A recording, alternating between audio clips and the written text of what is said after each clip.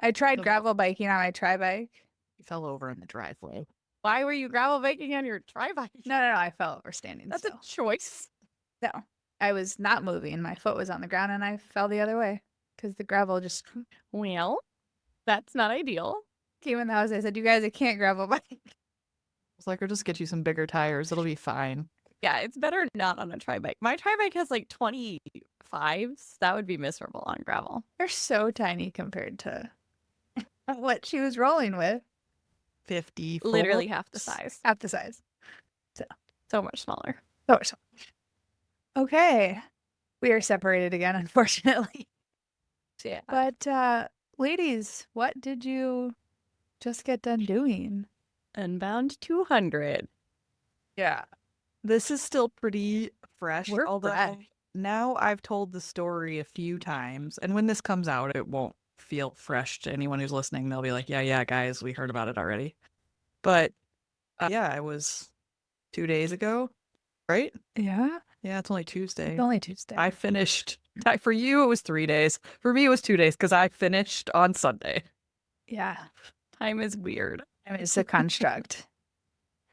Yeah. I feel like I lost brain cells from this race. Oh, interesting. I think we had some very different experiences. Some things obviously the same, but there's a few things that are distinctly different just based on the little bit that we have chatted about things. Before we unpack this whole event, though, we should quick introduce ourselves.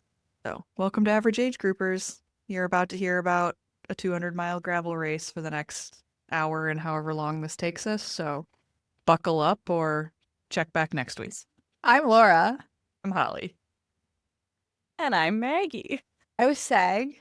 These ladies and then Erin and a couple other gals did the 200-mile Unbound gravel race in probably about, 6 different sections of weather. At least. At least. At least. I feel like this was like more so for me as SAG. I feel like there was 3 very distinct chunks of weather that mainly because it was like each curious checkpoint. to hear your experience, Laura, because I feel like it's probably different than what we experienced too. Yeah, there was way more than 6 for me. Way more. There were at least 6 thunderstorms. At least 6 thunderstorms, correct. There's probably more than that, but like There's 6 different varieties of downpour, it was for sure. so. How do you want to tell this? Well, I think if we go through it, so obviously our last episode was sort of prep for Unbound, and I listened to that back when I was editing it, and I made a comment about it could rain all day. It's not in our control. So you can blame me if you'd like to for what we suffered. Didn't rain all day. It did not rain all day, not for the entire 20 hours, but it rained a lot. So yeah, I think you're going to hear us talk about the weather and the conditions a lot for this episode. Let's maybe just start at the beginning. Like, we were up super early, rolled to the start. For me personally, like the night before, sleep was super rough. Like, I did not sleep well at all. I intentionally did not check my Oura ring in the morning because I was like, I don't want to have a number in my head of how much I slept all day. But then I checked it afterwards and it was like 3 hours.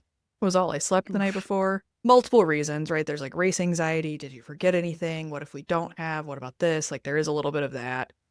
And then also we were in like a strange house in a strange bed, and that always impacts how well I sleep, regardless, even if it's not for an event. Plus TMI, but like I was like my period started the Sunday. So it would have been the day before my period starts. So also that impacts my ability to like sleep and be comfortable as well. I went into it and I felt pretty calm. We didn't talk in the car on the drive to the race, like at all. None of us did. I don't know if your car talked because you were in a different car than us, but we didn't talk. Yeah. Was that helpful or not? It was for me, partially Okay. because I was really tired. My stomach was upset. And so I was like forcing myself to slowly eat my breakfast in the back seat of the car. Like, you have to eat this. Like, you will regret it if you don't eat this. Like, you have to eat that. Like, that was just like the thing I was playing. And then I'd like close my eyes for a little while and try to eat again. Got there early enough that we got like very decent parking to get to the start, I thought. You met us there a little bit later. Aaron, once Yeah. he was out of the car, was pretty jacked, which I don't, yeah. Well, also, I will say that was the only time he was jacked during Yeah. the day. Yeah. He was very excited to start the, yes. Yeah. Going back to Friday for me, so we recorded the last episode of the pod on Friday morning. And then we went and did a shakeout ride. We went to the expo. It was hot and sunny on Friday. So warm. Yeah, we got back, we ate dinner. I was exhausted, like so freaking tired. I was ready to go to bed at 7:30 p.m. And I was in bed by like 8:30, maybe even earlier than that. And I fell asleep. So that was weird for me because usually I go to bed at 9:30, 10. On a race day, I'll maybe try to go to bed a little bit earlier, but I was exhausted. I slept fine. I woke up to pee at one point in the middle of the night. Middle of the night being, I think, like 10 p.m. because I had gotten to sleep so early. And then woke up at 3:25. And I felt good in the morning. Like we ate breakfast. We stopped to go to the bathroom on our drive into Emporia. So we left a few minutes after you and then got there even a few minutes later because we stopped to go to the bathroom, but still got a good parking spot. Got ourselves together, took some pictures, went to the bathroom again. I will over to the say, start. like, the overall, we talked about this, like, the logistics and parking were very easy for this expo and race compared to other ones we've done, where you're like, okay, are we gonna have to walk at least like quarter a mile or more? It didn't feel like that, which was nice. That Yeah. we knew we'd be close because post race, you're like, that's the biggest concern. Is like, how do I get these people to the car as quick as possible? So that part felt easy. And with how many people were racing, I was shocked. Yeah, there were, I can't remember if we Hmm. mentioned this in the last podcast, but there were over 5,000 athletes. At one point, I heard 6,000, but yeah, that included like the kids' crit race and that stuff too, and all the distances. But it never felt like overwhelming, crazy, packed, uncomfortable for that stuff. You know, I know I jumped into like the whole thing of the race, but we did go to the race briefing the day before, and there were a few things that they said in there that I thought were super interesting. It was a very inspirational type of race briefing, less about the rules, more about like the we're so glad you're here and excited for you to finish kind of vibe, which is different than an Ironman where they're telling you about rules on the course and such. But they said that there are time cutoffs, but that they would not pull anyone off the course. They're like, we are not here to end your journey. And they very much had this sort of romantic thing about the Flint Hills of Kansas and like how you would complete this race and be changed. I'm maybe being a little dramatic, but that was kind of the gist. No, that's literally what they said. Yeah. I think those exact words. I don't know if I'm changed in a good way. Well, I can get to that. we can break that down. Because I saw a post, like, the final finisher, I think, was like 56 hours of the 200. No, okay, this was insane. This was an XL rider Oh, it was who XL, finished with okay. an unofficial time, 46 hours for the Wow. 350 miles. That's a lot. That's a lot crazy. of time. Yeah. Yeah. Crazy. So that is cool that they like let Yeah, you that they let continue you. your journey. Yeah, they made it really clear on there that they would shut down the aid stations and that the finish line closed at 3, but that you could keep going. Like if you wanted Yeah. to, you just would no longer have the support of the race team. So, Which like doesn't really even matter that much. You're gonna be able to tell that I do not have positive feelings about this race. Sorry. Negative energy. I do think though, like just being a spectator of like both road related races and this, like you could safely do this without like a shutdown course support. Like you're not on main roads very often, just from what I could while being a support From person. a traffic perspective, you were safe. I don't think the roads were even closed No. during the race. And I think I yeah, saw like that would 6 not have cars. changed anything. Yeah. Counting race vehicles. I bet I saw 6 cars. So back to the start. We park, we take some pictures, we go to the start. I thought the start was super cool. Like they really do like a nice job, I think, of like the hype and the like everybody rolling out together. That moment was really special to me at the start of the race, just because you just don't get that in triathlon where it's a time trial start and everybody's going off separately. Like doesn't have that same mass start feeling. And It's like, as like a tour fan, that was where I was like, oh, this is so cool. Like, because they have, like, obviously the very fast guys are at the front and like they have this tape and everyone like rolls up. And like you've got these like very fit people and everyone just rolls out and you're like, oh my God, this is so cool. yeah, the start was a highlight for sure. Well, and it was cool because it starts with, I think it was like 3.3 miles of a neutral zone. So you're not racing for that bit. So like when we got there and parked, we got to see the elite athletes going through, because you kind of wrap around town a little bit. So we got to see them through a bit of that neutral section, which was really cool. Like seeing that huge peloton, and we cheered and some of them cheered back. Like that was fun. Yeah. Yeah. Aaron and I, we talked about last podcast that Aaron was stuck with me, but we had made this agreement, I think pretty quickly after we signed up for the race, that this was how like we were going to do this together. Again, because you can't, like, there's no way to ever do a triathlon together. If we ever did, he would have to sit and wait for me at the swim exit, which is possible, but like, right, it's just not the same. And with the car accident and everything, we had agreed on that. And I felt like as we headed out of town, there was a lot more pavement in that first section than I expected. And then we hit the gravel and I was like, this is like super flat, like super chill. And I'm like, I want to make the most of this, but I don't want to cook my legs. So I need to be super careful not to like go too hard. That was sort of where my mindset was. The sky was kind of gray, but the sun was coming up. It was sort of like humid, but didn't really know like what. At that point, all I knew was scattered storms were predicted. We had no clue what was. Right. So that's what I knew. We go out.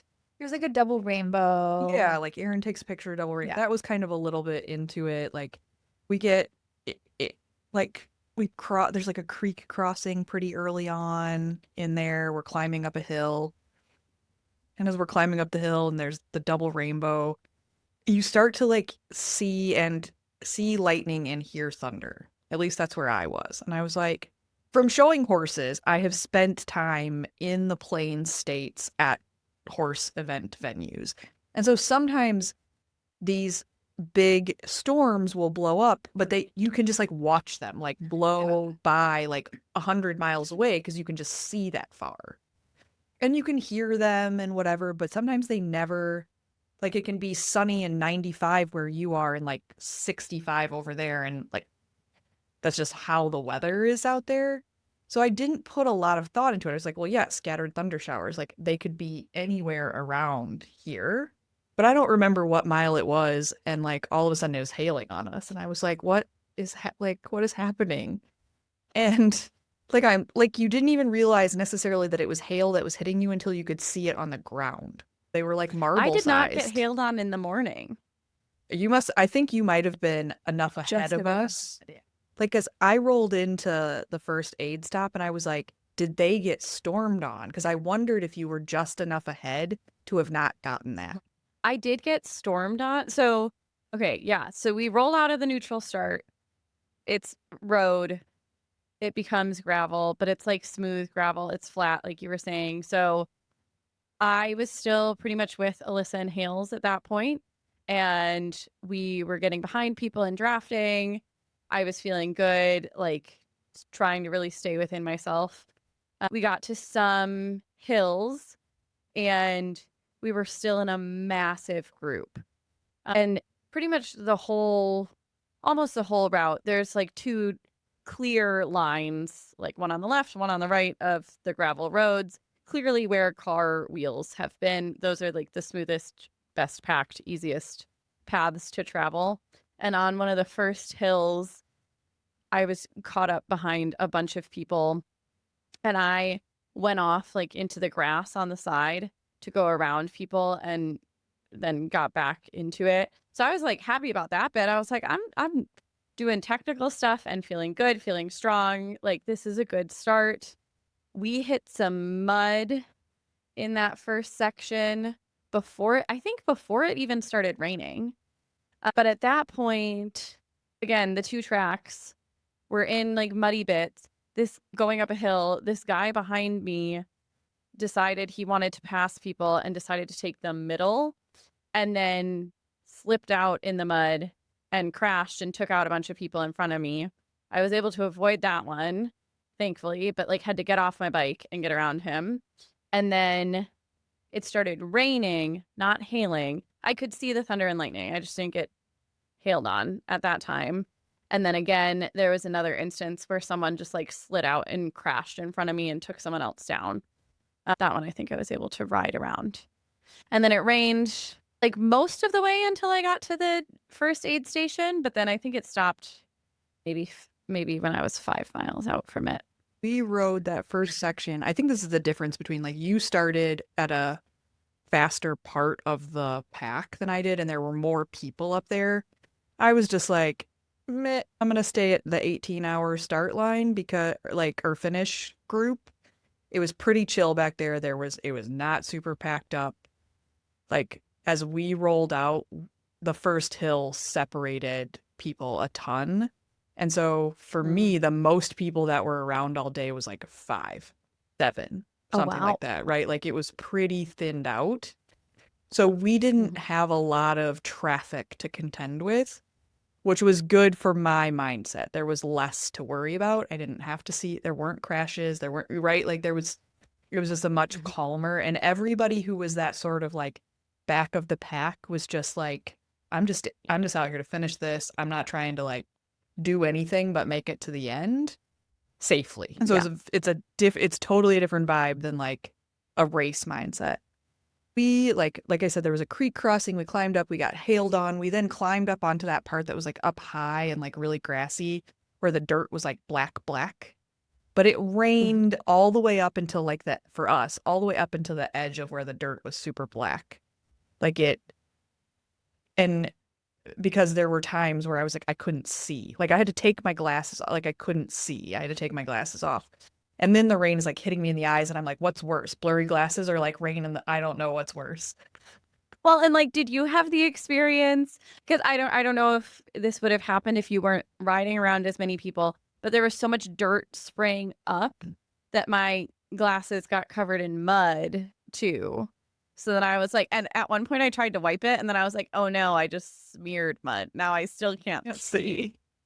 We did not have as much of that because there were so few people, like a little bit, but not like massive amounts of dirt. But up in that high section where we were, somewhere up in there, like we'd past the first cattle grate, we were up on the top, a massive pack of the 100-milers came by us at like Mach 10.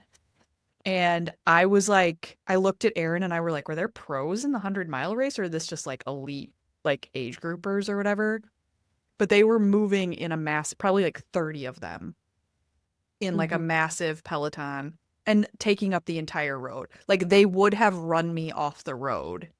Like if that wasn't do you know what I mean? Like they did not care. That's where I think about like, we were so far back and like the mentality was so different than the people who were racing at the front.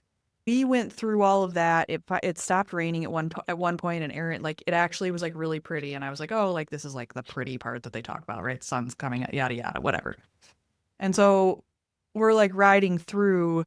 We get out of that. We get into the part where it was super super thick, sticky mud. I think that was when I started to realize like, oh, this could be impossible if this is like this all day. We stopped at the creek, though. We talked about that. We stopped at the creek, and Aaron and I literally, like, there were people everywhere doing this. We stopped and I say it's a creek, but it's like bigger than a creek. It was like waist deep water. and we put the bikes into the water and like tried to get as much of the mud off as we could at that point. My bike was probably 15 pounds heavier when I put it in there, just the amount of mud that was on it. Oh my God. Yeah. It was That's insane. crazy. Yeah. Well, they take off. I leave to go to checkpoint 1.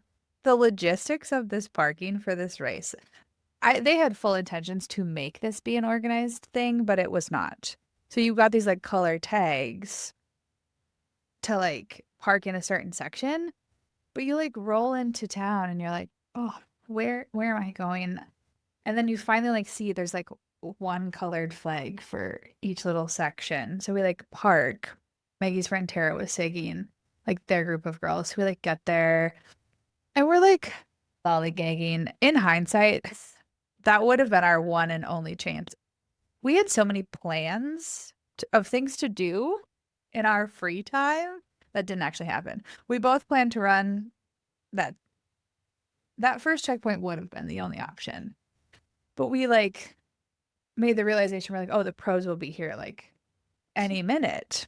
So we're standing there and these pros come through, you guys. And I was like, oh, every single one of them is brown, caked head to toe in mud. And I was just like, oh my God. I don't think any of them had glasses on because you literally couldn't see.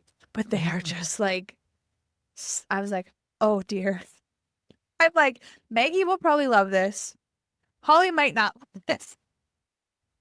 To be fair, I did think that part was fun. Like I think I got off my bike for one part of the mud at the beginning because it was after the guy had crashed in front of me and taken out a person.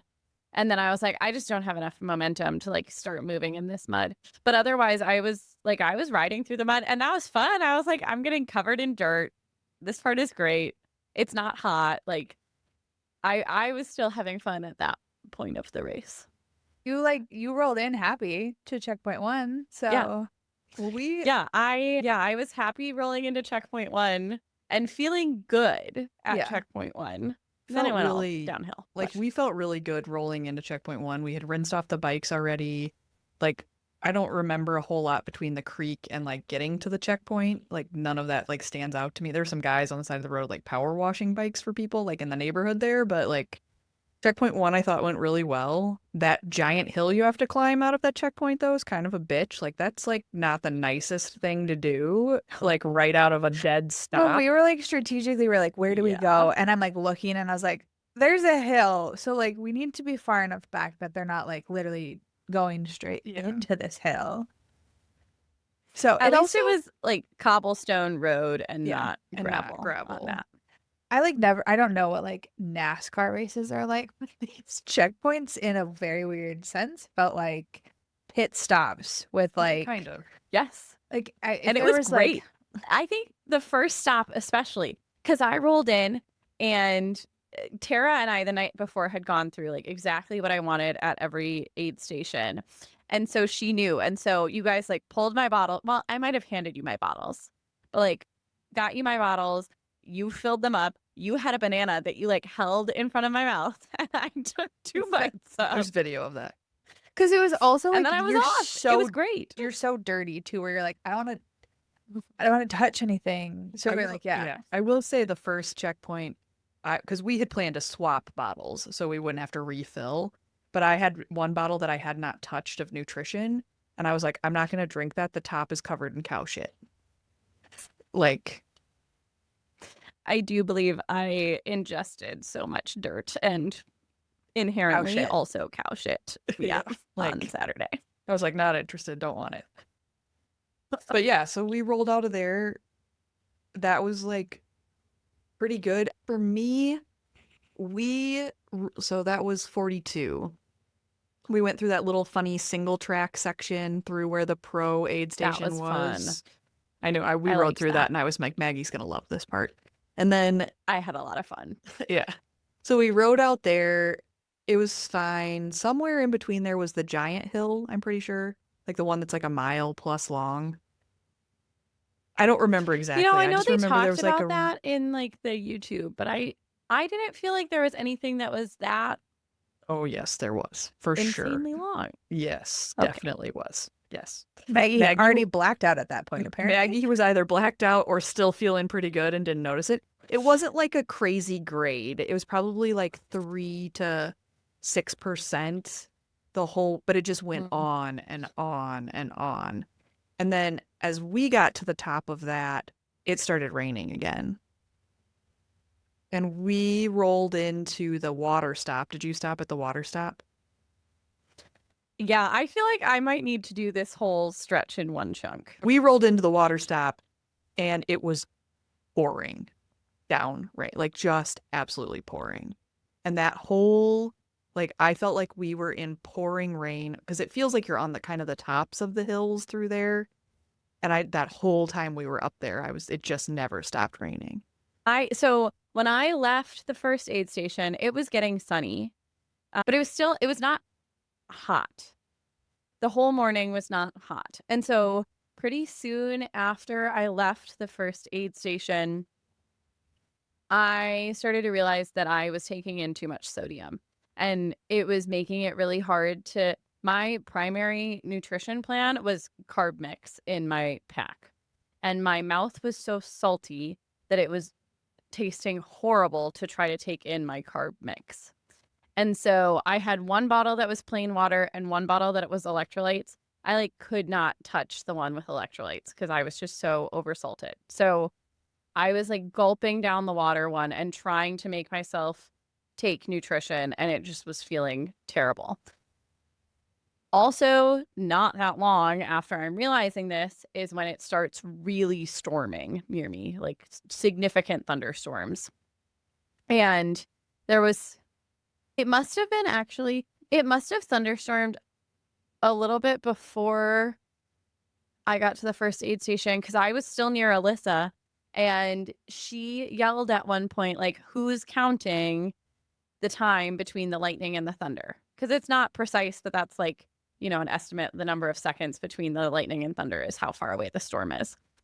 And so then after the first aid station, the storm comes again. It's lightning and thunder. And there were 2 times where it was I could see the lightning, immediately thunder, and it feels like it's right above my head. And everyone around me is screaming. It feels like we're gonna die on these, we're on bikes in the middle of fucking nowhere, and we're truly in the middle of this thunderstorm. So after that, I feel like I have memories of the rest of the day, but I think I kind of numbed out. So I did stop at that oasis. I refilled my plain water bottle. When I got to that oasis, someone had just crashed right when I got there and needed medical attention and needed to be taken out. It was still raining at that point. Trying to remember the sequence of these things. Yeah, that's crazy. That's the other thing about this is there are moments I remember, but I can't tell you exactly where we were when they happened. I remember a lightning thunder situation like you described. But again, it was so thinned out where I was, everybody was just head down, go to work, right? There was not a lot of emotion tied up in it. I remember being surprised, when you're the jump scare thing, when it cracked, but I was just would stared at Aaron's back wheel and was we're just going to keep going. I just didn't yeah. Right. So the focus of it was very different. There Mm-hmm. was one hill that was very steep, chunky gravel when it was really storming where I had to get off. 2 reasons I got off. One, it was super steep and I was I don't know if I can climb this on my bike. And 2, it's raining so hard I can't freaking see. I'm trying to climb, but you can't see a line because it's raining so hard. It's really loose. So I just was it's safer to just get off and walk. So I got off and walk. I did tell Aaron my one regret of this is that as I was looking at the road on that section, there were all of these rocks. And I was it would be very cool to have a rock to remember this from. I should pick up a rock. I did not. I didn't do that. I just looked at them. And It would have been too heavy. it would have been too heavy. And kept going. But yeah, like the thing, like it was just very much like like put your head down, keep going. For me, I think I was like far enough behind you that I was getting slightly different weather, or like the timing of it was like slightly different, right? And so I was on the edge of the storm at a different time than you were. But I remember like after the water oasis where it's like raining, raining, raining, like we go through all of these hills, we get to a point where we're on like this very nice, like straight road that's like big rollers. And we're kind of with 2 or 3 other people, and this woman starts chatting with me, and it starts downpouring again, like the kind of rain I literally thought if I were in a car, I would stop and wait for this storm to look. Like I wouldn't, if I were in a car, I would not keep driving.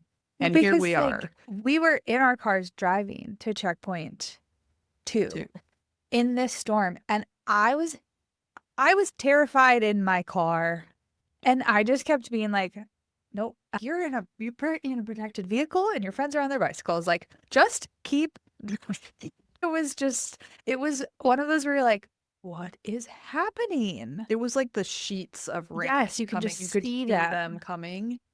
And again, I just like put my head down and like tried to follow. Sometimes it was Aaron in front of me. Sometimes it was somebody that was like around us.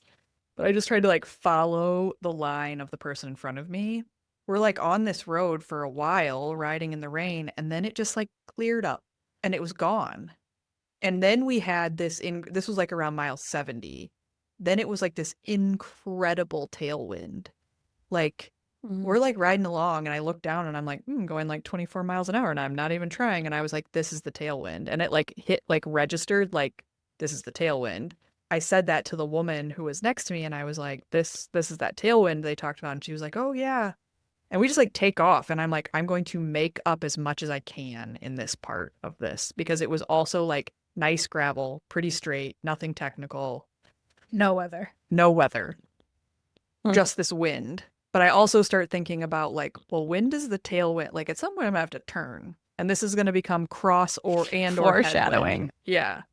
But I was like, I'm going to make like the best use of this as I can. In the meantime, like our bikes sound terrible.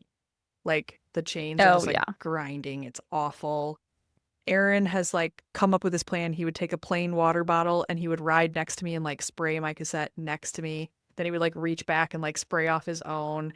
And that would like buy you like maybe 10 minutes of like a quiet chain. We get on, there was a section of pavement that had the tailwind. And again, I was like, we are just going to like, I haven't looked at my Garmin file to see how fast those segments were, but like fast, especially on the gravel bike. We turn off into a crosswind. It's like fine. I'm like, the crosswind was not bothering me. I was like, I'm totally prepared for this. The amount of wind I have ridden in.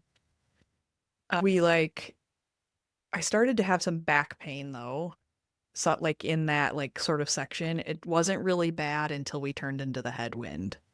And when we turned into the headwind, I've ridden in some really terrible wind this year. But this was awful.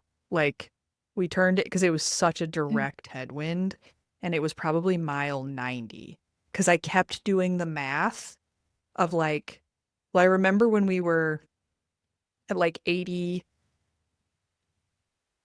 or something like that. And I was like, okay, the aid station's at 98. So we should be there in an hour. And then I would look at my speed and I would be like, okay, we should be there in an hour and 15 minutes.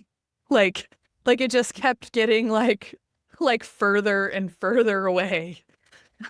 Because this is so funny because everyone I've talked to has had this same experience of doing this math because I did the same thing. Like it cleared up for me at some point. I'm still like very focused in my head on like nutritionally, I am not doing well. I have not been taking in enough fuel because I had too much salt and I need to get to this aid station, get some water and get some solid food. So I'm like panicking, thinking of that, but it does clear up.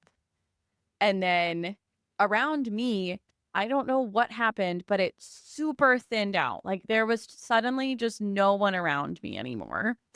And then we turn onto this headwind section. And I had been doing the same thing because I was like, I need water. I need to get to this aid station. I was like, okay, I'm going to be there in 40 minutes. And then I was like, I'm going to be there in an hour and a half. Like, what is. And I'm like working hard and I'm barely moving. And I'm thinking back to like Hale's behind me, Alyssa behind me, you guys behind me. And I'm like, I hope people aren't going to quit from doing this section because I want to quit from doing this section. But Alyssa did the same thing with doing math. Hales did the same thing with doing math. We were all like expecting to get to this aid station so much faster than we actually did. Yeah. Well, and in my head, I just kept being like, well, I'll be there in an hour. I'll be there in an hour. I'll be for like 20 minutes. I was like, I'll be there in an hour. Stayed an hour for an hour and a half. And I think, even though it was like a incredible wind, I was not ever freaked out by the wind. Like compared to Roubaix, I was never scared of the wind on this course. And the wind, I was like, the wind is not going to be the thing that ends this for me today. So that part of it didn't make me really want to quit. It was just really hard. And I kept thinking like, we're too early. Like, don't blow up. Right. Like, don't blow up. Like you're gonna, even though you want to push through this and get through it faster, that is a bad idea. Don't do that. Yeah. Well, and I was just like bummed in that section because I was like, ideally, I'd be drafting off of someone right now or working with people and we'd like take turns pulling, but there was just no one around me. And so I think that made it hard too because I was like, well, I can't really make this easier except by going slower. And I shouldn't push too hard because, again, it's early in the race. Did you find that and when it you also turned... sucks that like Oh, go ahead. Sorry, go ahead. I was just gonna say it sucks because you like look down at your computer and you're like, well, I'm going straight for another 8 miles. Yes. So Yep. That was exactly how my math was working, where it was like, it's this long until the turn, it's this long until the turn, it's this long until the turn. How is it still this long until the turn? Yep. And like, I think I was fine with it, but the thing that I thought of is we had been on like pavement, pretty decent, like nice, dry gravel, not a lot of potholes, pretty flat. And we turned into this headwind.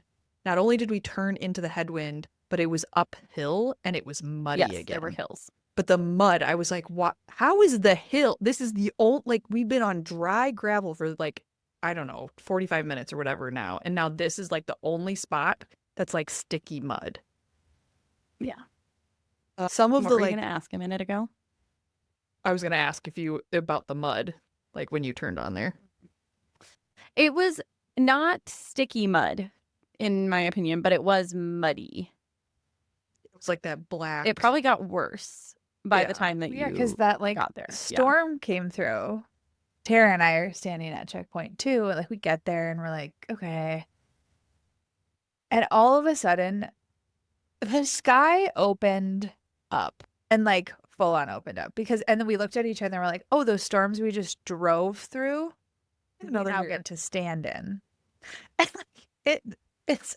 I wish you guys could have experienced this because her and I are just getting poured on and we're just staring at each other and we're like, what do we do? And we just took it. It was like, okay. Then it started hailing. And we're just like, okay, this is where we live now. And it was one of those. Tara was like, I'm like running around in circles in the parking lot waiting. He's just like, because I just didn't know what to do. But we had one of those thunder strikes that like we felt it in our bones. And that was one of those where we were like, why are our friends out there? Like, this is terrifying, but also there's no way to get to you. No. Right. Okay. Actually, I have a story about that bit because this was the section between 42 and 100 where I started to be a little like disappointed with the race management because I understand we're in the middle of Kansas. Like there's not a lot out there. It's remote, it's rural. That it makes it beautiful. It makes it a really fun place to race. It also adds an element of not safe that I don't know that I liked. There was a man, like, okay, so yes, there was the man that fell on the cattle grate, needed to be medically transported. I don't know how long that took for someone to get to him. There was another instance in that section. There was a man on the side of the road, clearly injured, and there were 2 cars on this mud hill stopped trying to help him. I don't think they could leave. It was straight up mud. They're on a hill. Like, these cars are going to be stuck now. And, like, how else are they supposed to help this person? And as we're going past these cars, some other guy near me is like, do you guys have a first aid kit? Because he's also apparently injured. And they're like, no, I gave all of my aid away. I don't have any more supplies.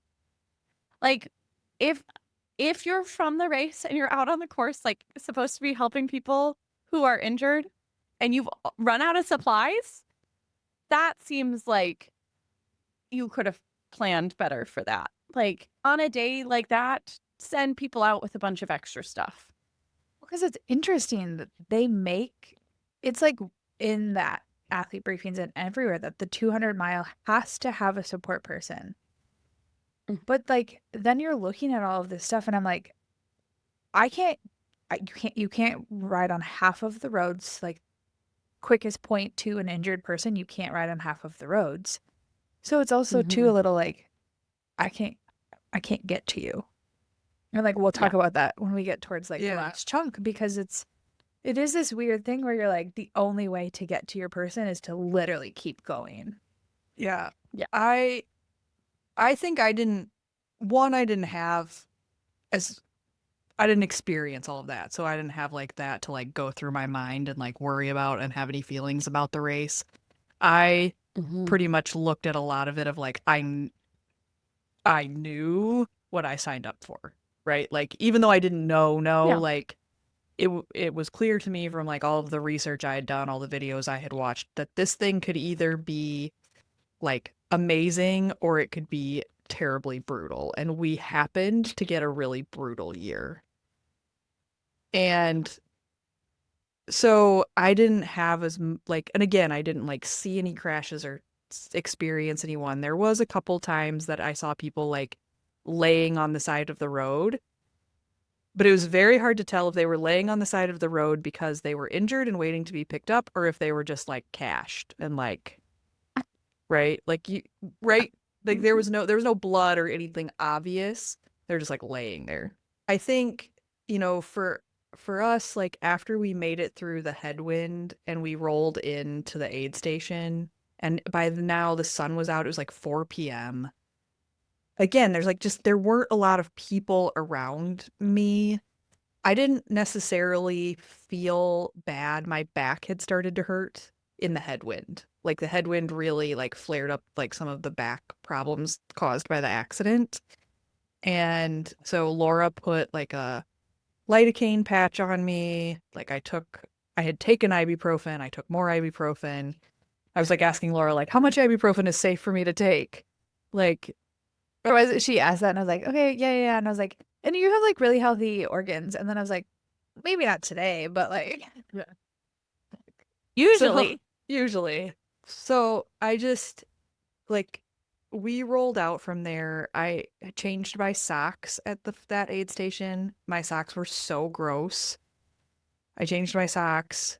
We ate some stuff. We rolled out. We forgot a few things. Like, and like after we rolled out, I was like, shit, we should have taken more of this and that, whatever. But we like rolled out. It was fine. I had done a really good job fueling in the first half. And I'm so curious, you and I had talked about the electrolyte, that study. I'll have to find that for you and send it to you, the Hummingbird Fuels guy, as to why he doesn't think that you should like super load salt and that the studies actually don't back up what some people say about it. Might be true in your case, right? Because then you couldn't consume anything else. Yeah. I'll try to find that. But I felt really good. That fuel, I'm a fan. I might reach out to her and be like, would you ever consider sponsoring a podcast? Because like I they're a very small company out of California, but of all the fuels I've tried, like over the years, and I've tried almost all of them. Like if they're gluten-free, I've probably tried them. This has been like the best. And like I don't get tired of drinking it, and like, right, so you don't get like flavor fatigue and whatever. Maggie, do I'm you want curious. to talk about I will rolling? probably try it. I rolled into the second aid station. I had on my mind, like, I need to tell them to clear my bottles, straight water, because I've been oversalted. I need some solid food because I've been underfueling because I can't take in my carbs because I have been feeling too salted. And I had been thinking to myself, my shoes are literally full of mud. Like I can feel my toes like squishing in mud. So Oh, I want gross. to empty.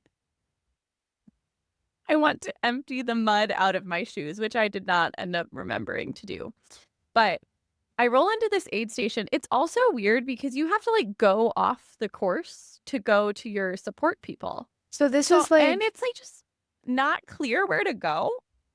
this was the added aid station. So typically there's only 2 checkpoints. They added this third one. And yes, stupid. You like come down this hill, and for those of us that like do race, you're like, why do you have a checkpoint on a hill? Like you stop their momentum. But they had like your SAG support went down this dirt road, but then they had to go back out, and then like neutral support and crew for hire was down the road. It was just like set up so weird, and there's no race staff directing. There's literally some random And guy no that's signage. like, there was a I literally there was a sign, what? and it was I never saw a sign. I also never saw a bathroom on it's this. like a 5-year-old made the sign. Honestly, it said Oh, I had to- SAG support with an arrow I had to right stop and ask for the bathroom at this one. right by the time you met. But anyway, Yeah. so yeah, Maggie So rolls I in. roll in. I make the turn. Luckily, Laura and Tara were shouting at me. So I see them. I make the turn. I am standing on my bike. I'm giving them the rundown of what I need in terms of my bottles and nutrition. And they're like, okay, let's get you off the bike. So then I go and I sit down. And then I'm like, guys, what if I just peed on the ground? And they were like, you know what? You're already disgusting. You're covered in mud. Go. You were like already slightly sitting in like a mud puddle, and I was like, Right. send it. Yep. So then I'm like, okay, I need to fart first and then I'm going to pee. So Unhinged I thing had that my- just like happened. I had my Red Bull and I was sitting there and I was like, okay, this is just happening now. But I drank my Red Bull. That tasted good. Laura and Tara filled my bottles with water. At that point, the plan was to add more Tailwind to my pack. So we did that, but less than I had been originally planning on because I was like, I just can't stomach the same concentration that I have been doing. And I ate half a banana and some of a peanut butter roll up.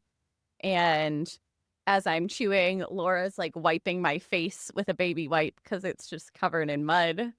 And then Tara is looking at my bike and she's like, Maggie, your computer mount is like loose. And I was like, yeah, it seemed like it was kind of rattling. It was making some noise. She's like, do you have a multi-tool? I'm like, yep, in my saddle bag behind my seat, there's a multi-tool. So we open it, get the multi-tool. She starts tightening it and she's like, oh, you're just fully missing a screw. And there had been some kind of chunky sections in that bit from 42 to 100. So I'm like, a screw must have just fallen out at that point, gotten loose, and I lost it. So she takes electrical tape and zip ties to try to get the computer mount stabilized. And she does a really good job of it. But then my saddlebag is so caked in mud, we cannot get it re-zipped with the multi-tool back in it. So then, I mean, like Laura's really trying. She's like spraying it off, trying to get the mud off of the zipper. All 3 of us are trying to zip this thing. We're like, it's not happening. So then I already have a ton of stuff in my jersey pockets, but I'm like, I guess I gotta take this. So I had been carrying 2 tubes in my saddlebag. I just stuffed one of them in my pocket with my multi-tool, some tubeless plugs, my tire levers, and then I was off again. And then it was still 5 miles of headwind. And again, like by myself. And I was like, this is terrible. It was also sunny at that point. It was starting to get hot at that point in the day. So it was like a shift. This was the chunk you left us, and everyone had to be prepared to go 60 miles. There was no water oasis between checkpoint 2 and checkpoint 3, which, looking back, terrible planning on Bun's and it was the hottest section of the day. So yeah. Well, This for was you a it section was. that For was- us it was not. Yeah. But yeah. Yeah. It's This was also a section that was like super- really bad for me. it's super weird being like, okay, see you in 60 miles. Yeah. Because we left at 4, so the heat for us was only in that section with the headwind, was only a couple of hours before the sun had started to go down. So when we were at that aid station, we took all of our stuff for night. I was like, it will be dark by the time we roll into the next checkpoint. So we took everything. I don't remember a ton about that section in general. We got it done. There was just a guy with a Jeep about mile 130, 133, with coolers full of Coke and water. And he was joking about it being happy hour and whatever, and handing out Coke to everyone. And so Aaron and I stopped there. We got water. We got a Coke from him. The sun was starting to go down at this point. We just kept,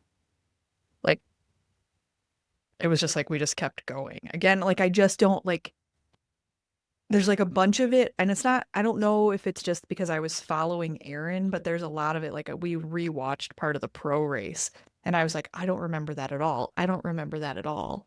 These long stretches of where it was just concentrating on the road and moving forward. I was like, so the scenery was not a thing. Although, so that we met him at mile 1. I left out the minimum maintenance road, which was at 125. So we rode, this woman comes up next to me and she's like, my head unit just died, so I'm hoping I can just stay around some people to get directions because I don't know where to go. And I was like, okay, it's 4 miles to the next turn. And I'm we're riding along, and it's some rollers, and it's a halfway decent clip. And at 125, you take a hard left up a essentially single track on this minimum maintenance road. This road is super tall grass.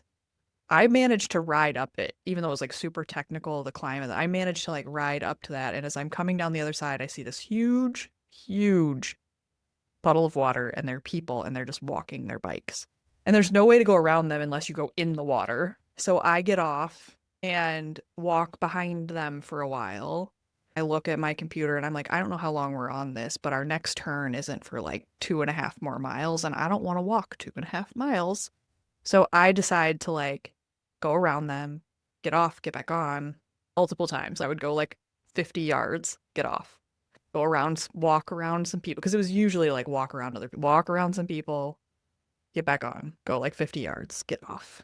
So we did that for that whole stretch until you cross the highway after that minimum maintenance road. The muddy one? Yeah. There was a major okay. highway crossing where they were they wouldn't let us cross. I know. Yeah. Well, so that's interesting, because when I got to that highway crossing, the volunteers were still there, but they were we just got in trouble. We can't stop traffic. So you just have to wait and see when it's clear, and you decide when to go. This was your section of Yeah, this chaos. is my really, really bad section. For me, it was hot. It was sunny. It was hot. And because it had rained so much earlier in the day, it was humid. And so I got, again, you're going from mile 100 to 160 in this part. I got to maybe mile 130, and I was out of water. Almost out of water. I had 2 sips left in a bottle. And I was like, I'm not going to make it to 160. I am just going to have to call Tara, and she's going to have to figure out a way to come pick me up, because I can't finish this with no water.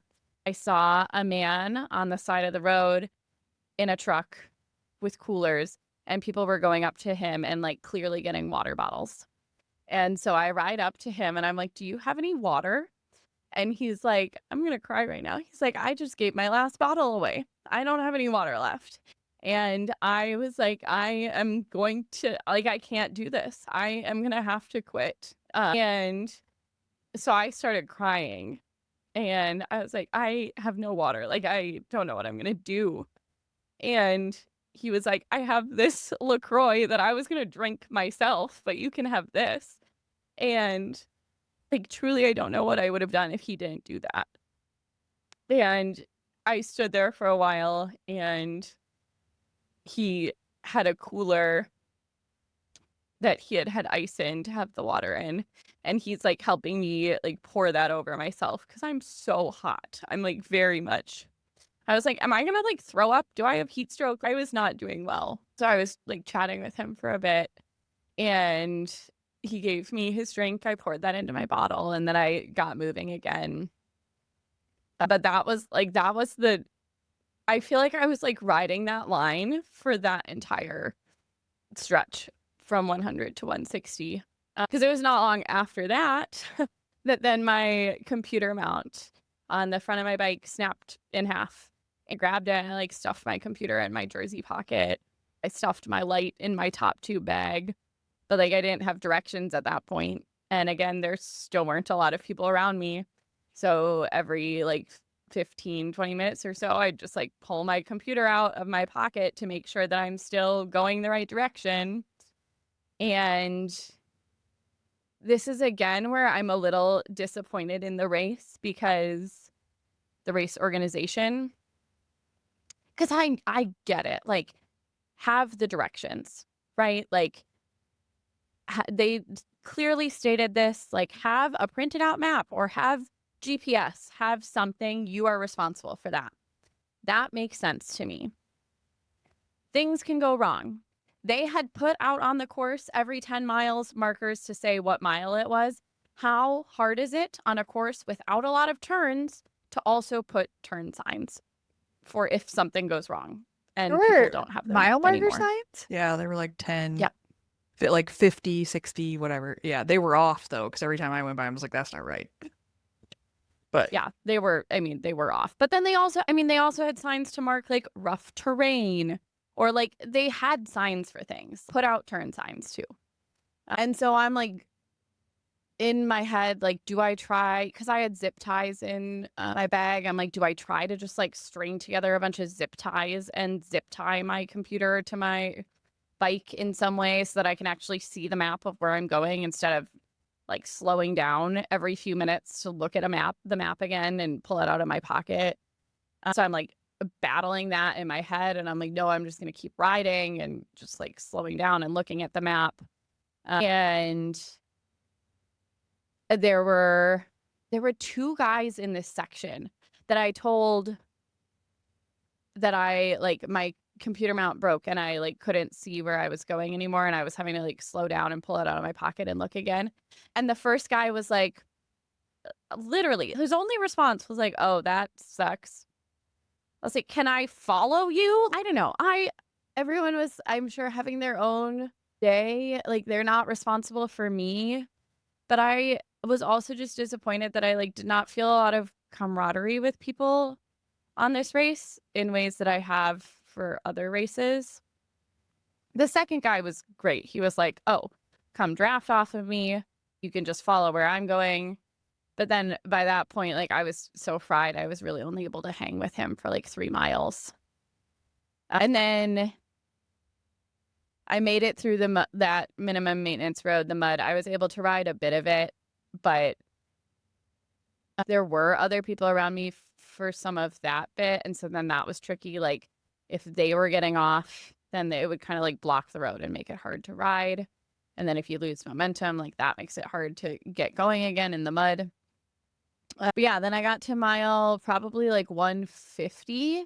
And that's where there were 2 guys sitting on the side of the road. Because also by this time I'm out of water again because it's still hot. I had this LaCroix for the last 20 miles.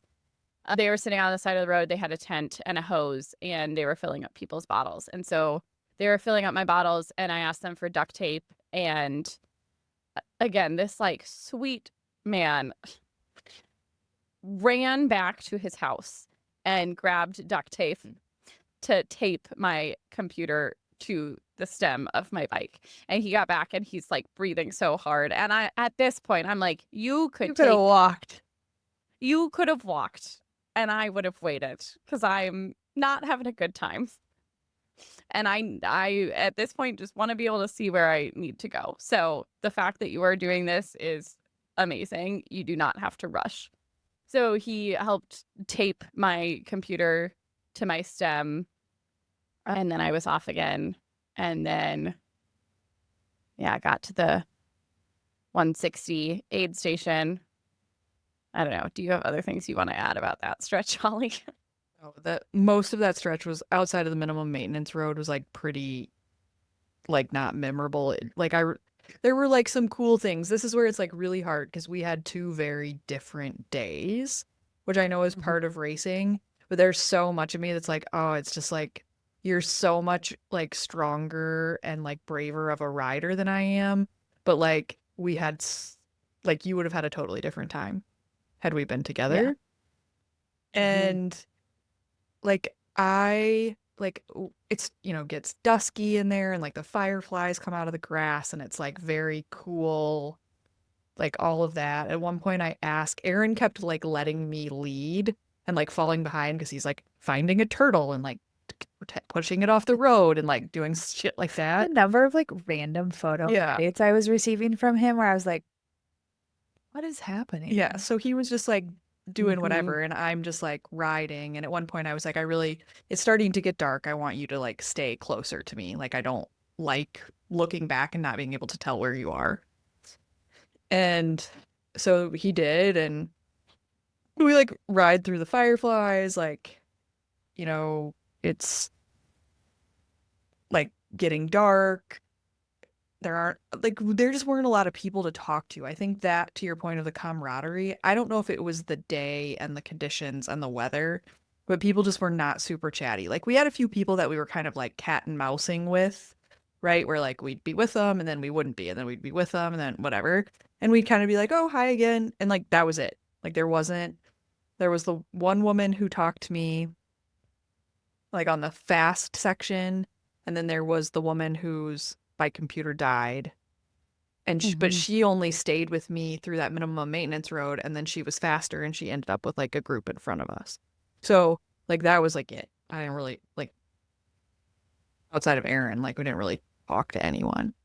We rolled up to 160 in the dark. Like I shared on the video on Instagram, like you can see like my headlight all the way on and like all of that. Because I was like, please let them see me.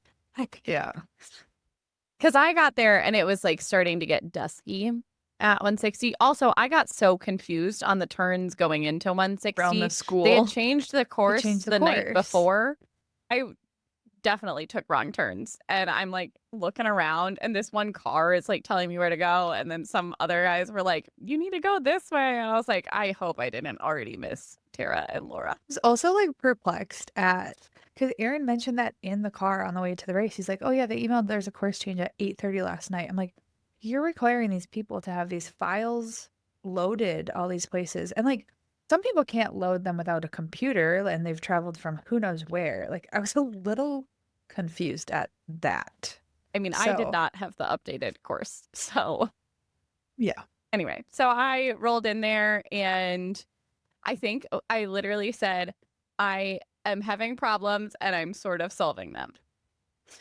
You came in way more because you were like, I've had multiple problems and I've solved that. Like you had a plan. Well, I did have a plan, but also I look back at that video of me coming into the aid station and I'm like careening. My body is to the side on my bike. I do not look good, which I think is an accurate reflection of how I was doing. But yeah, I was like, because I had been thinking about this, about my lights, the whole time coming into this aid station. Like, what the fuck am I going to do? I don't have a mount anymore. So I can't have a light on there on the front of my bike, and it's going to get dark. So I'm going to need to be able to see. And so I sit down on the ground. I start drinking my Red Bull and eating some food. And I'm like telling Laura and Tara, I'm like, okay, so we can just tape a light that is still attached to the broken mount to the front of my bike. We'll just electrical tape that on there. And then I feel like I had a premonition that something was going to go wrong with my lights because I put this extra flashlight in my top tube bag. So we can tape that to my body in some way, like on my helmet or on my shoulder or something. And then I'm like, and if all else fails, let's get the battery pack that I brought for my phone and let's start This is the charging my part phone. that I was like, wow. She's like And explaining this whole thing. I'm like, if all the other lights fail, I'm going to stick my phone in my sports bra with the flashlight on. But like, okay, I had these plans and like none of them were ideal. Like none of them really fully worked. The guys from Shimano come over. They take the duct tape off my computer and they electrical tape my computer onto my stem. In doing so, they turn off my computer. So it Like multiple stops times, recording I'm my like, ride. please be very careful about our computer. Please, no, because God bless the man. He yeah. like wanted to get it mounted. Also, he's like Yes. chuckling at your bunny that's on your bike too. I think at one point he was like, "That bunny's seen better days," and I was like, "It has." Yeah. So he tapes my computer on. He also tapes my light on that's like attached to the half of a computer mount. Tara comes over to me and I'm still wearing my pack, which has like these little loops on my shoulder. So she tapes the flashlight onto the loop on my shoulder. And then we go to try to plug in my phone to charge. And the charger won't go into the charging port because there's so much mud in the charging port. So then I'm still sitting there and someone from Alyssa's family is like, I have a paper clip. And so they start trying to dig the mud out so that we can get the charger to go into my phone. I don't know what made her do this because it wasn't dark at that point. But Tara goes and tries to turn Both of on us tried the to light. turn your light on because I was like, I Mhm. wanted to make sure you could turn it on with how it was mounted, and I'm like, this is not turning on. Yeah. This light was fully charged. The mud, the rain, I don't know, whatever, it's not working. So then Tara starts running around the parking lot asking if anyone has lights. Somehow, thankfully, someone does. Like, I This think lady- this so- person's I think her partner was pulling out at 160. So he was like, take my light, like take it. Cause like both Tara and I, like, I don't even know if we even spoke anything to each other at that point, but it was like, we'd made eye contact and it was like, this is not happening. Cause I was like, who needs money? I will pay somebody for something. We just need a freaking light. It will solve this problem somehow. So we get the woman. light from this person and get it taped on the front of my bike. Tara's like, I'm just turning this on now. We're going to leave it on. It's not fully dark. You don't need the light, but like we're going to have it on. We start the route again on my computer. So it's just like starting from midway through the ride. And at this point, I'm crying again. Like, Laura's like, do you need a hug? And I'm like, yeah. And she's like, I'm not letting go until you do. And I'm just like hanging on to her. I'm like, this would be so dumb if the reason that I can't finish is because I can't see. Like, at this point, like, so much has gone wrong with this day. And I've made it to this point, and I just want to cross the finish line. Yeah. So I also was like massively underfueled at this point because I had felt really nauseous in the heat. And so that definitely wasn't helping anything. We get me all set up and then I head out. I'm like, tell me where to go because I know I have the route up, but I'm like not trusting anything right now. So they like direct me out of the aid station. That next bit was pretty nice. It was like that path that really reminded me of Military Ridge. It was really smooth gravel for many miles. Going straight. Like that bit was really nice. I like how you And knew the then exact you mileage. turn and then you're climbing up a ton of hills. So the worst part was definitely 160 to the finish for multiple reasons for me. 1, dark. 2, rain. 3, super hilly. 4, super technical. So there was like a lot of things in that last 47 miles that were really tough. I changed bibs at 160. Like I went to use the bathroom and I like pulled my bibs down in the porta potty and that there was mud inside my bibs. And I was like, well, this is where the chafing's coming from. So like there's that. So I like pull them back up and I'm like, I need chamois cream. And like I'm putting it on and I'm like, this is stupid though, because like dirt, essentially. yeah, like this is dumb. So I had a spare pair of bibs because I was unsure about what I was gonna want for the race. Thankfully, I changed. You know what we missed in all of this was the fucking tunnel full of water at mile 115. Oh, yes. So before we Because- go on with the race, there's this tunnel. It goes under the railroad tracks, and it was filled with, when I went through, it was over my knees of water. I walked through it. Aaron rode his bike through it. Yeah, I walked through it as well. It was up to my knees. And Tara had warned me that it was coming. Well, this is like, And- we saw social media, like it's all over social media Yeah. too. So like, we're like, she's like, should I tell them? I don't know. And I was like, I don't know. And I didn't tell them. I was like, I'm just gonna let them be surprised. Well, I had seen like pre-ride videos where there was like probably like 6 inches of water in it. But we got there and I was like, oh, I know where we are. But there was a timing mat, like right before you go into the tunnel. There were people around me at that point who just skipped it, who did not follow the course and rerouted themselves so that they did not have to go through the water. Which means technically they should be DNFs. But Yep. whatever. You could have done it in a way that you would have crossed the timing mat and still could have avoided the tunnel, which I don't know if they did or not. But So anyway, back to the dark in 160. I just have to leave because there's so many videos that I've also sent people as videos when they're like, well, what was it like? Always, I send that one every time. yes. But so This is also, I don't know why this is reminding me, but before mile 100, I had to stop for a train for genuinely about 5 minutes. Did you have to stop for any trains? we heard No. one, but we didn't have to stop for it. So I was like standing there in the rain, getting cold, waiting. When we were there, Not that was when it was sunny, which is why it was probably 4 inches deeper when I went through it than when you went through it.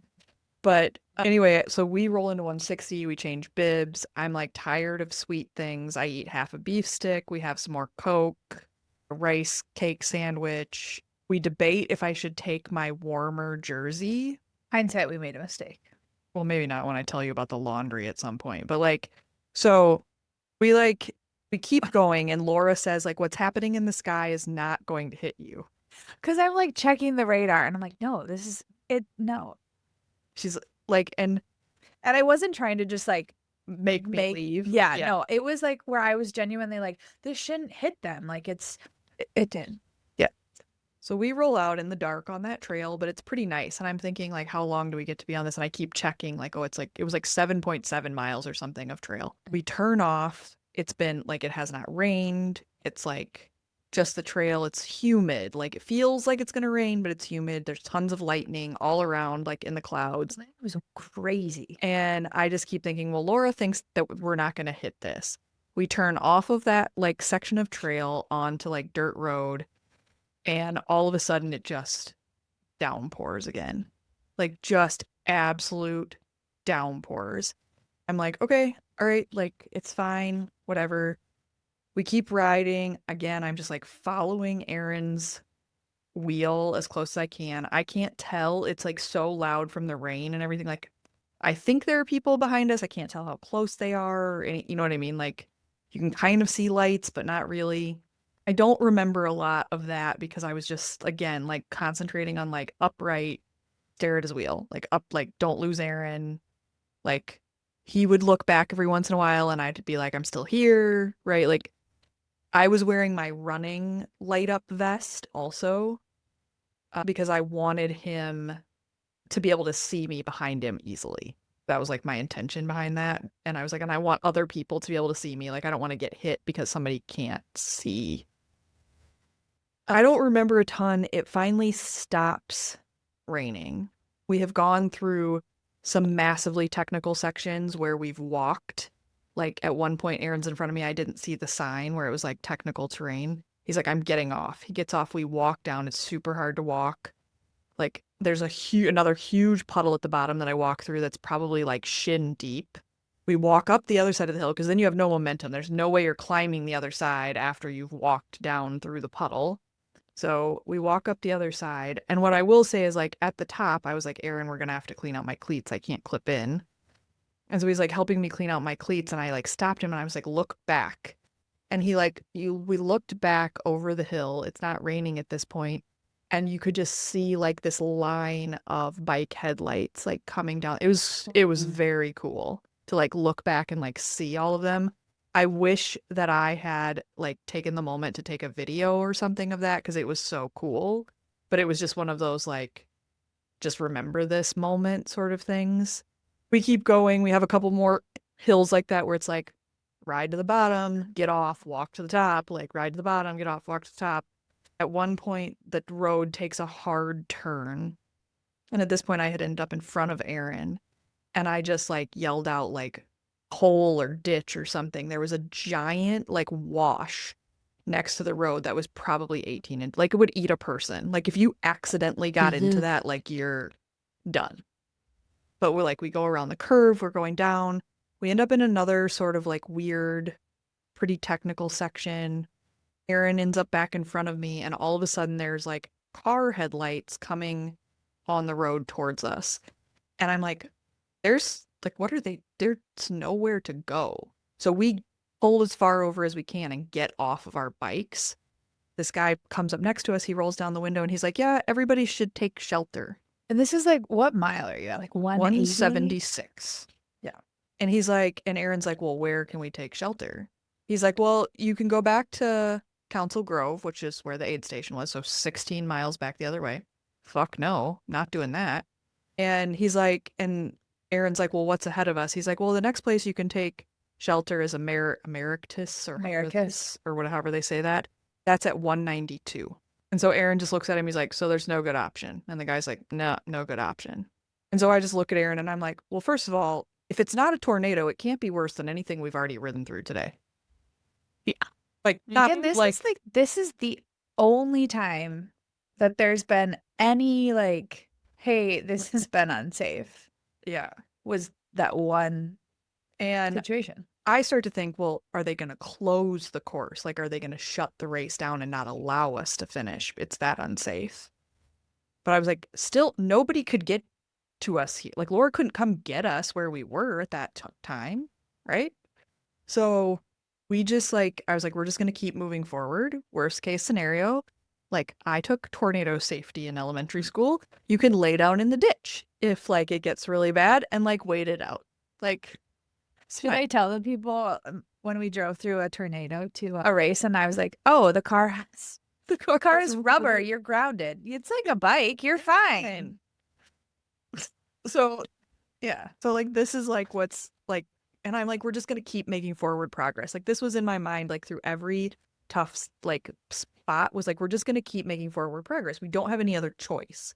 I'm not going to worry about anything other than not losing Aaron and making forward progress. You're not going to get done any faster if you like sit on the side of the road upset about anything. So like, we're just going to go. We're going down. We enter another open range section. We like cross the cattle grate and all of a sudden Aaron just yells. He's like, oh, and I was like, what? There's a fucking heifer standing in the middle of the road. Just standing in the middle of the road. Okay, so can I catch up my section of this? Because my experience was very different because it was still somewhat light out when I was going through all of this. So like it was technical and hilly. I was able to ride it because I was still able to see. This was like maybe the one funny part of the course for me. There was this old man who I had been like leapfrogging with for a while, and we're going up those hills. And he is grunting so much on every hill. And it is making me lose my mind. And at that point, I just like could not contain myself. So we get to the top of one hill and he's grunting again. And I'm like, shut up or get away from me. You actually said that? Yeah. It said that. made me feel bad about, but I was like, I cannot handle this anymore. Like, I can't do it. So he fell back. I kept going.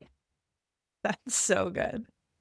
So we go through those hills. We go through, I don't know that, well, I guess there was a little bit of water in them, but I was able to ride through it in some of like the downhill to uphill bits. And then I'm still able to see, you like cross a cattle grate and then there's no fence. You're just like in a cattle field. And so there are cows like just on both sides and they're looking at you. And I'm like, what if one of them like rushes me? Do I look aggressive? This cow is going to come charging at me. Well, Luckily, like, they did not. thousands of bikers have already ridden through there. I had my light on. I was like, is this going to freak the cow out? Like, I don't know. What scares a cow? And then you ride across another cattle grate and then you're done. Yeah, that's where we saw her. It was shortly after that first cattle grate. But at this point, we have collected, and we didn't talk to any of them. They didn't really talk to us, but there were a couple of Indian men that have now like kind of attached to us and a couple other people. Aaron's kind of leading this like group. And again, like everybody just sort of agrees, like we're just going to keep going forward till we can't go forward. A few of them start to try to like rush it and like push it and they go around us because we were being like cautious and not pushing too hard. But like, yeah, we just like kind of kept on the like steady pace and kept moving forward. You should tell your from that point to the finish though, and then since I finished after you, so we can like, yeah. So it got fully dark and there still weren't a ton of people around me, but there was a married couple, where the husband had a light and she did not have any lights. And so she was just like staying on his wheel, riding right behind him. The unfortunate thing was that I was riding at approximately the same speed as these people, and they were having a rough time with him being the only one having lights. They were fighting a lot. It was really overstimulating to me. I was like, I need to get away from this. But I would like try to pass them and then they would pass me.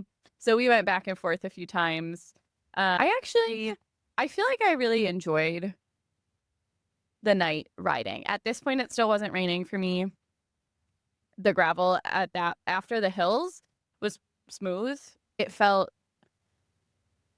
kind of peaceful. I think I wish I would have tried.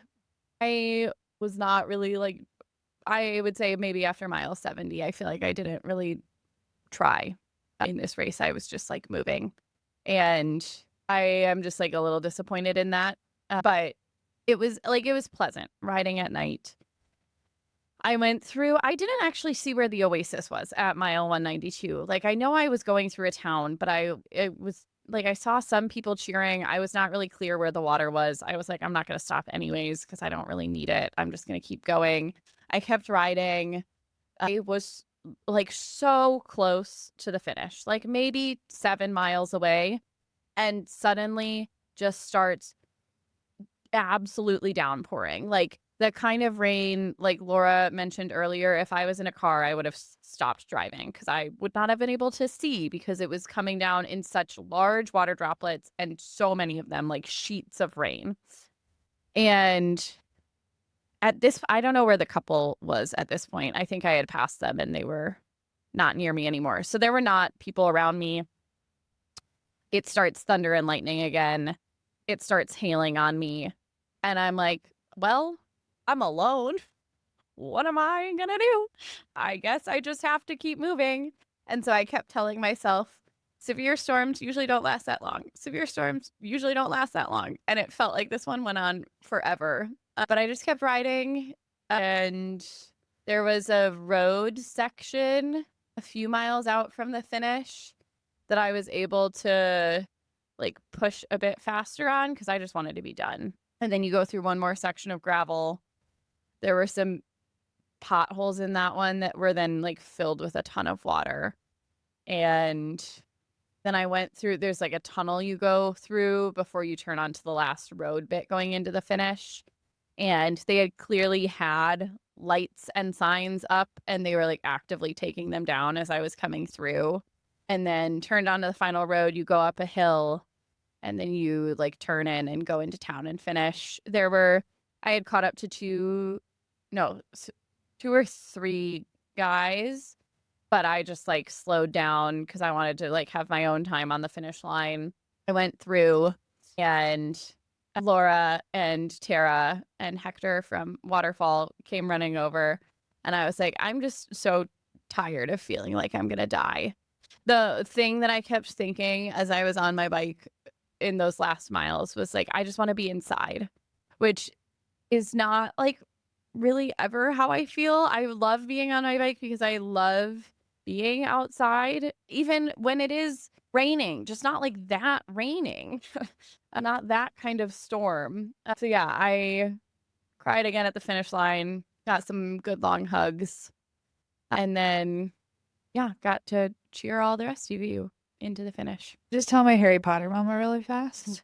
There's some humor here. I got to see the video of this afterwards, and I loved it. Also, like, the best part of like how they were all spaced out is like we would see Maggie and Hales through, and then Tara would take off and like get back to Emporia and get anything extra we needed for like the next checkpoint. I would see Holly and Aaron out and then meet her at the checkpoint. So after our first torrential storm, I can't speak. Anyway, we were like, Tara was like, I want warm clothes, possibly warm clothes for the end, and then like ponchos. Well, the Walmart in Emporia can't support 6,000 people in torrential downpour. So there was no ponchos and only $35 rain jackets, so she bought a tarp.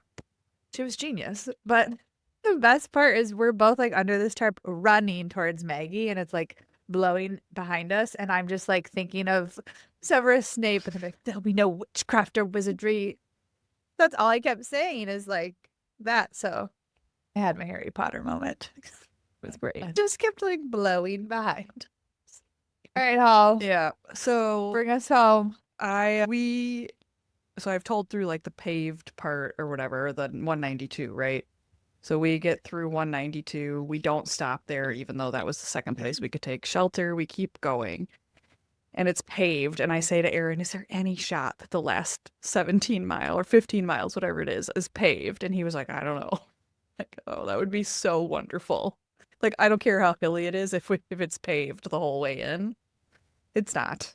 But we ride up on the pavement, and we have to take this right-hand turn, and we turn right onto this road, and the mud was so thick. You could see two like tire tracks where like a car or a truck had gone through, and like the rest of it was just like 6 inches of just mud and like muck. And Aaron's trying to go through in front of me. Now we have like a good handful of people around us. He's going ahead of me, and for some reason, I don't know if he was looking back or what he was trying to do, or if he was trying to like get in a certain spot. He like kind of gets sucked into the mud over to the side, and he crashes. And he immediately jumps up and he's like, I'm fine. He gets back on his bike. We keep going. But it was just like, I don't know how long we were on that road, but it was terrible. It's raining again at this point, like downpouring. And it's like the kind of like movie theater rain where like the drops hit the puddles and you get like those big like waves. Like that's what I was like looking at in the dark in my light. We keep going. So everything where you're like, oh, it's pretty nice gravel. It was fucking raining on me that whole time. So I did not think it was nice gravel. And like there are potholes everywhere. It was thunder and lightning. It was like insane. I'm just like trying to stay on his wheel, like trying not to lose him. And like I can see him like checking on me, and I'm like, I'll just don't go too fast is basically like, right? Like I'll stay with you. We're dodging these giant potholes full of water. At one point, the rain sort of lets up. It's like sprinkling a little bit, but I look over and I can see the searchlights in the sky of the finish line. Because they talked about that. They talked about that in the athlete briefing. In the athlete briefing. They're like, we're kind of not nice. They have these like 4 lights that are like going back and forth. And they're like, you can see them, and then you have to turn away from them. I was like, yeah, more than once. And I was like, once. What in the world? Why would you do that? Like, fine, whatever. We like turn away from it. We're like going through. A bunch of people come like blowing past us. Like you can tell they're just like in a hurt. They want to hurry up and be done. I don't have a lot left in me at this point, and I am chafing so bad. So I got to be dry for like, I don't know, 10 miles before I was completely soaked again. We just like, like so uncomfortable from the chafing. Like everything else like seemed fine, but like I couldn't sit on the seat. But then if I like tried to lean forward, it would hurt. And then if I like, and I would just like try to be like, don't move. Like if you just stay still in one spot, like you'll be okay. You just have to make it to the end. Like it'll be fine. And so we just like kept going all in, right? Like we finally get off the gravel. We turn, we go through that tunnel. We climb up the hill. There's like an old guy in front of us wearing a poncho. And I'm looking at him and I'm like, I'm cold right now. And I'm wet right now. I'm guessing you are also wet. Maybe not cold, but you just fought however long with that fucking kite on you. Like, you just made this so much harder. That's what I was thinking to myself. Like, you just made this so much harder for yourself in that giant plastic bag you're wearing. And like he couldn't have been much drier. No, there's no way. It rained so much. So much. And at this point, it had stopped raining as we were like coming up to the finish line, which I was grateful for because there were so many times where I was like, our finish line pictures are going to be super lame because it's going to be like raining and like we're just going to like speed through there to try to get through as fast as possible. So it had stopped raining. But like we rode through, I asked Aaron to like ride next to me into the finish line. I was hoping for like a very cute finish line picture of the two of us riding in. That didn't really happen because it was so dark. I caught nothing cute. Some of yours might be good, but I haven't had a chance to like go through and edit them. But in the professional photos, like They didn't even catch you two together. no, not really. Yeah. We were right next to each other, but still it was like one camera was on Yeah. him, one was Yeah. on me. So we get off, everybody's there. And I think for me, there wasn't like relief or anything. It was just like, oh, we did that. Like it's done. And I was like, I don't know that I ever need to do this again. Like that was my immediate response. Like, but I didn't have any negative feelings about it. Like overall, considering everything, like we had a pretty good day.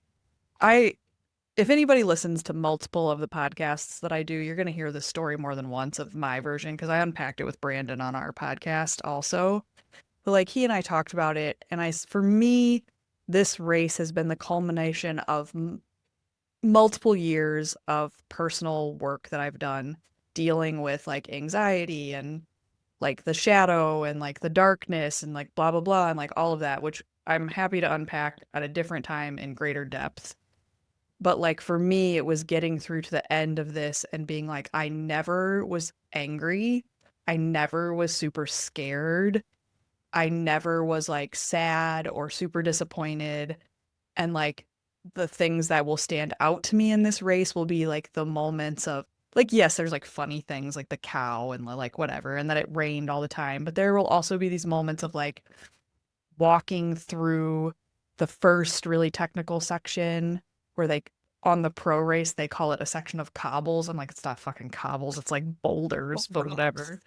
And like, but like walking through that with like other couples and like having this sort of like lighthearted conversation of like, how did the pros like ride through this? And like Aaron and I picking up all the shit that had fallen off of people's bikes. Like we picked up 3 brand new tubes in that section. Like just pocketed them, brought like whatever, somebody can use them. And you know, like things like that. And like, just like there were certain little moments that will be special to me. It'll be the kind of thing that like, I'm in no hurry to go back and do the 200 again, but I would go back and do other versions of that race. I would go back and support someone else doing it. I liked it well enough that like today I was like, well, maybe we should consider doing Big Sugar, which is in October. It's part of the Lifetime series. So I don't know that we will, but there were just like, I think for me, it was just like a big, like, growth moment for me to be like, okay, like you've like made more progress than you give yourself credit for on a mental, emotional level. I'm going to be 45 years old this year, guys. So like, it's like a long journey, right? So, But yeah. I feel like as a sentiment of like being friends with you for so many years and seeing the journey, because like all day everyone's like, how are they doing? How are they doing? And I was just like, they're good. They want to be done. Like I think that was like, that was the overwhelming feeling versus like anything else of just, okay, I'm ready to be. well, I never, even though I was like this race can be over anytime now. I was never like rushing it. It No, was never like, no. I just like, you know, sometimes you're like, I just want it to be over. I just want to get to the finish line. I just am so tired of like, I've had that feeling in different races. I'm trying to think of the one, like the 70.3 where I went really dark. It might have been, maybe it was Chattanooga. Where I was just like, I don't want to do this anymore. That I never had that feeling. Yeah. And the whole I mean, day, like, well, before you say what you're going to say, the whole day for me, I thought about you and I was like, oh man, like Maggie's got to be having a day. She's got to be loving this. This just seems like she would just, and there would be these little sections and I would be like, I bet Maggie thought this was super fun. So like to hear like the other side of like how bad it was for you, because in my head, you were having like an amazing time. Yeah. I'm And gonna cry even again. though, but even as like a SAG support person, you couldn't tell. Like the only moment that I ever was like, oh, she's like in a not great place is when like the potential of a light being the reason that you didn't finish it. Because like 40 miles was not going to stand in your way. We were getting you there. So it is also too really interesting as like the outside person where I was like, I had no clue that any of those feelings were happening at all. Yeah. Yeah, and I'm like really struggling with it because I think I'm really sad. Like I wanted to really enjoy this day because on paper this is something that I would love. Like I love doing these kind of really hard things, really long days, things where I'm like, I don't know if I can do this. And then like I feel so excited and proud when I do. And like getting to chat with people and the seeing how green it was and like having really interesting sections of biking. Like I usually do love that stuff. And similar to what you described, Holly, I feel like I did not feel anything at the finish line. I wasn't excited to be done. I have not felt like proud of myself for the finish. I didn't even really feel relief. It was just like it's over now, I guess. I think I can feel proud of myself for pieces of the day. I think I did a good job of pivoting. I at one point said to Tara, I feel like each section of this race is like a new element of shit. Like I keep changing and then to adjust to what's been happening and then it changes again and what I've adjusted to now is not working for what has now changed in the race. And I don't know, like we had talked about on the last podcast, I had a lot of like work life stress going into this. I don't think I was well rested going into this. Like that definitely plays a part, but yeah, I'm just kind of like sad and disappointed in the day. I don't know if I want to do it again. I don't know if it will feel better if I leave gravel biking and potentially mountain biking to just be like the things that I do to go out and enjoy and have fun. And I can either do that by myself or I can do that with a group of people and not, I don't know. I don't know if it will feel better to not try to do an organized event or race again. But yeah. I would be curious if like in the future, if you like ever wanted to like do one without trying to push yourself and do one just to finish it, just for the fun of it without any expectation. Because I think I had the lowest of low expectations for this for myself. There was no, like the first goal was finishing, best case scenario was 18 hours. And I finished like pretty much in the middle of that, of like the cutoff in 18 hours. But like I went into it just full with not a single expectation, not a single thought of like what it could be or how fast it could go or what was going to happen. And I think in some ways that is part of what helped, right? There was nada. And I think that it just, you know, I'm enough older than you. I think you will look back on this at some point and there will be like a shitload of lessons in this that you're not ready to look at yet. But what you describe about this is very much how I felt. No, it was the same feeling. But when I crossed the line at the Fall 50, and I was just like, oh, that's done. Like, that was literally, like, I remember, like, saying that out loud. Oh, that's done.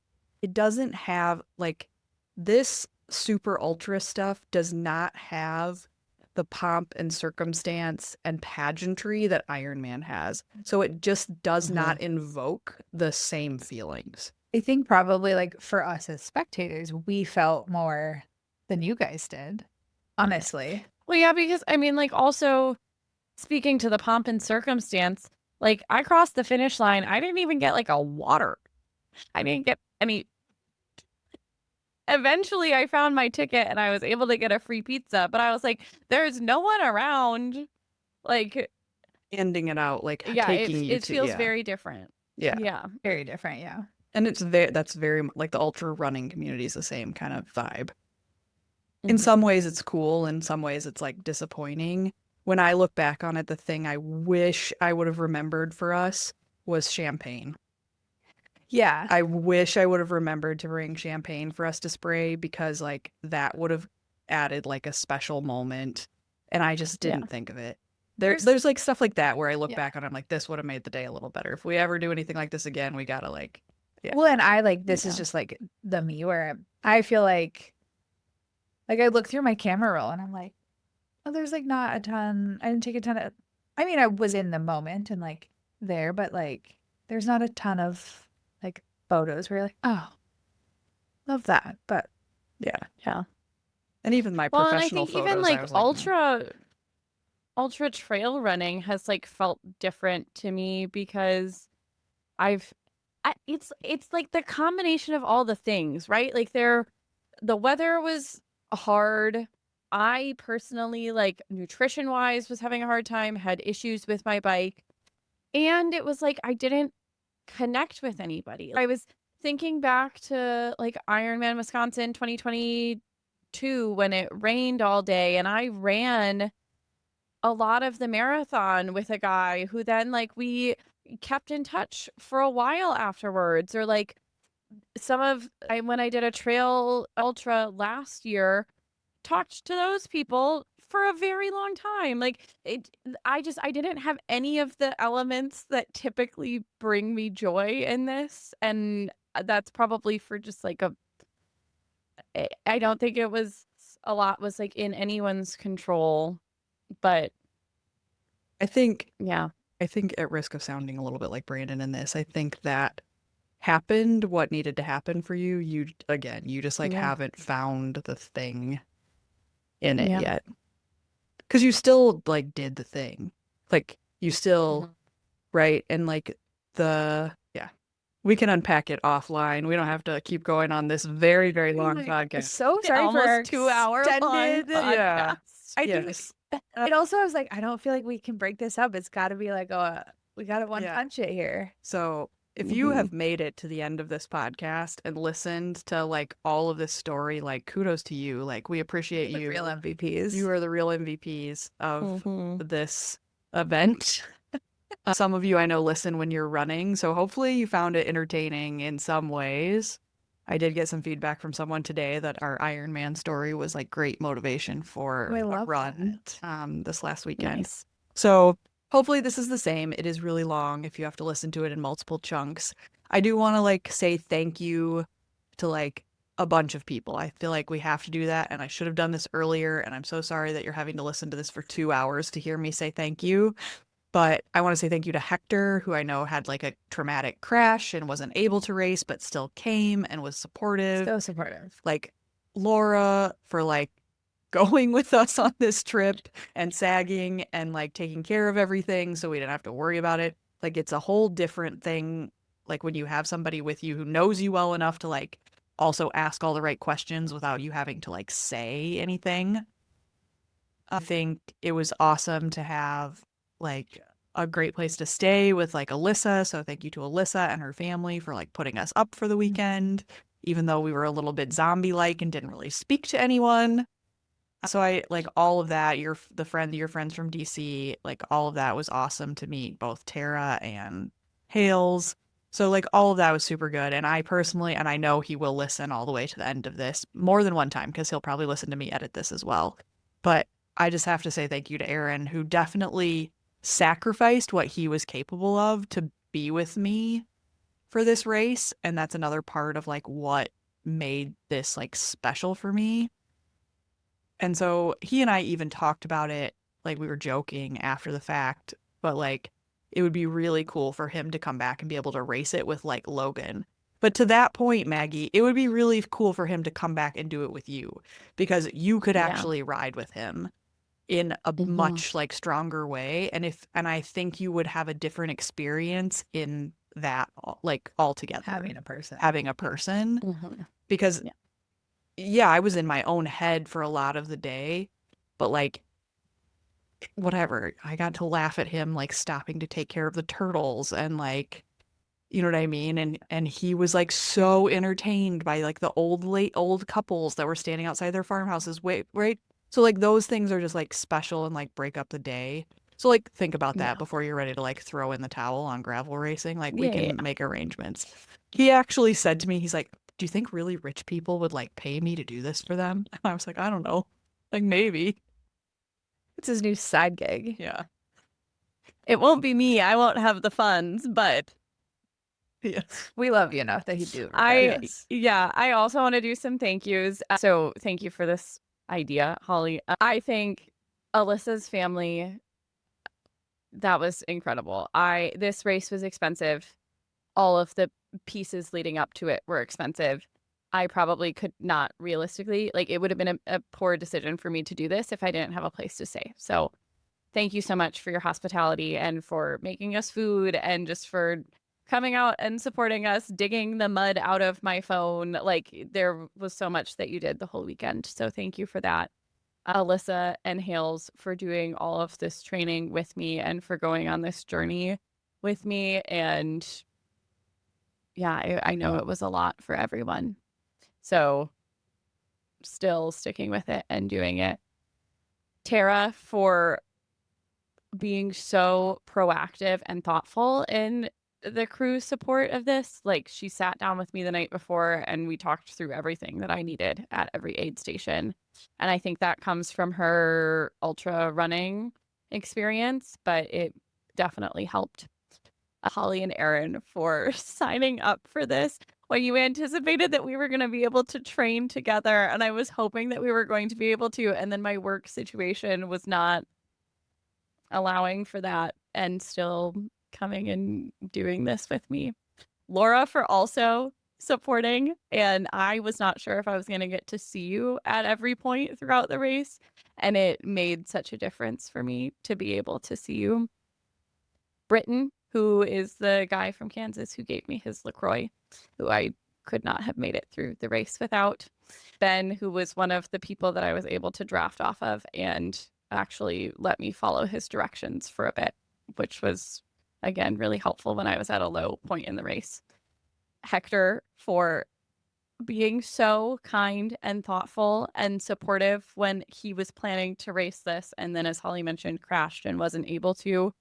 And just did so many things without being asked that made this a better experience. Like after I finished, he just held an umbrella over me the whole time. And I didn't ask for it. And he just kept doing it and kept taking things out of my hands and just so incredibly thoughtful. Yeah. I mean, maybe one day I'll do it again. I don't know. Maybe if we can get Logan to do it. We'll get Logan and Aaron and we'll ride together. I don't think there's a hard stretch. The trick will be getting you guys all in the same year. Water, yeah.